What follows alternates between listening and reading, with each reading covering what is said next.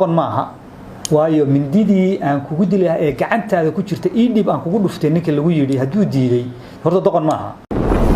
Puntland ayaa si weyn u soo dhaweysay in madaxweynaha maamulka Jubbaland Axmed Maxamed Islaam uu isaga baxo shirka golaha wadatashiga qaran ee maalmahan ka socday magaalada Muqdisho. Wasiirka warfaafinta Puntland Maxamuud Ciidi Dirir ayaa ku amaanay Axmed Madoobe inuu diiday ka qayb qaadashada wax uu ugu yeeray talo xumada hoggaanka dowladda federaalka. Axmed Madoobe markuu 2 maalmood soo horfariistay waxa lagu yiri anaga muddo kordhin ku siinayna ee dastuurka Jubbaland iska tuur ayuu wasiirka warfaafinta Puntland yiri. Wasiirka ayaa sidoo kale wuxuu sheegay in qorshaha ay wado dowladda federaalka aan dalka lagu gaarsiin karin doorasho qof iyo cod ah xilli madaxweyne Xasan Sheekh uu diidan yahay in loo laabto doorasho dadban. Xasan Sheekh wuxuu ku yiri dowlad goboleedyada ana muddo kordhin idin siinaya. Xasan wuxuu tuuray dastuurkii isku hayay dalka haddana wuxuu rabaa inuu tuuro dastuurkii ay lahaayeen dowlad goboleedyada iyo hadalkiisa si raaciyay wasiirka.